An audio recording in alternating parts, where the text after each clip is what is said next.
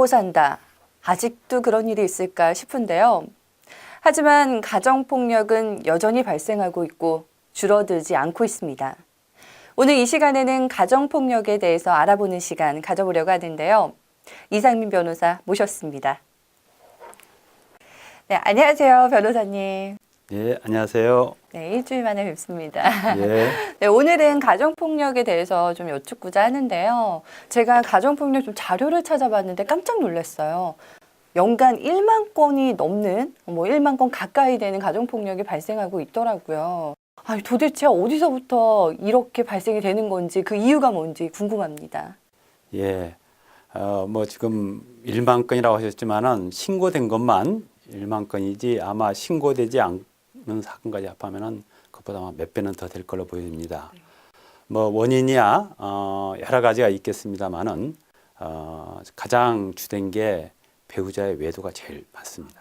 근데 사실 배우자의 외도보다는 외도를 했을 것이라고 하는 의심하는 데서 발생하는 우리가 말하는 의부증, 의처증 거기에서 굉장한 갈등을 일으켜 가지고 가정폭력이 많이 발생하고 있습니다.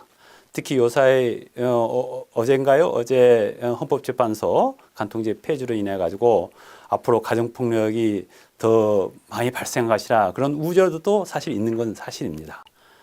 네, 하여튼 이 가정폭력이라는 게 가족 공동체를 파괴하는 중대한 범죄라고 보기 때문에 어떤 방법으로든지 이걸 근절하는 방법을 우리는 찾아봐야 될 것 같습니다.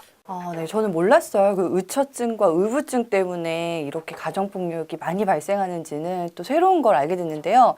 그럼 이렇게 가정폭력이 발생했을 때 신고를 해야 되는 게 맞잖아요. 그래서 이렇게 신고를 하게 되면 어떠한 절차로 어떻게 진행이 되는지도 궁금합니다. 예, 사실 신고를 했다는 소리는 상당히 둘 사이에 갈등이 심했다는 걸 볼 수 있습니다.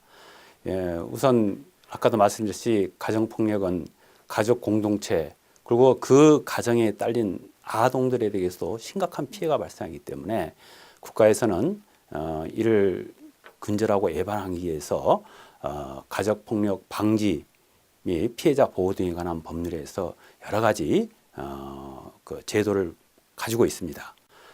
우선 피해자를 위해서 가정폭력이 발생하기 전에 상담소나 긴급 전화 설치를 운영하고 있고 그다음에 어떠한 가정폭력이 발생했을 경우에 그렇게 되면은 가해자와 피해자가 같은 집에 살기 어렵지 않겠어요? 그러면 피해자를 갖다 보호시설에 원한다면은 좀 머무를 수 있게 하고 또 가정폭력으로 인해 가지고 어떤 심각한 상해를 입었다든지 하면은 국가에서 우선 병원비를 지원하고 가해자에게 그 병원비를 나중에 구상 청구를 해서 받아내는 방법.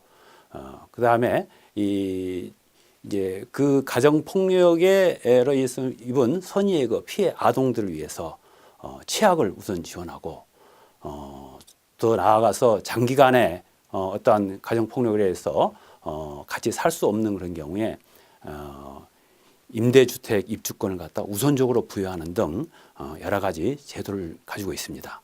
이렇게 피해를 받게 되는, 그러니까 피해자, 네, 그런 분들한테도 많은 정부에서 좀 해주는 보상적인 부분이라고 해야 되나요? 살아갈 수 있는 그런 틀을 좀 많이 만들어주는 것 같습니다. 많이 준비를 하고 있습니다. 네, 또 몰랐던 부분을 또 한 번 알게 되는 것 같은데요. 근데 피해자는 뭐 그렇게 보상을 받는다고 하고, 가해자는 그럼 어떻게 되는 건가요? 사실 가정폭력은 다른 폭력 사건에 비해서 더 엄하게 처벌해야 되는 게 맞다고 생각되지만은 한편으로는 가정의 평화를 위해서 처벌만이 능사가 아니라고 보여집니다. 그래서 이 다른 폭력 사건은 다르게 약간의 그 가정 평화를 위한 어떤 배려를 많이 하고 있습니다. 그래서 가정 폭력이 발생하면은 우선 경찰관이 즉시 출동을 해서 가해자 피해자를 격리시키고 필요하면은 거기서 가해자를 갖다가 격리라는 게 그 집에서 쫓아낸다는 소리 아니겠습니까?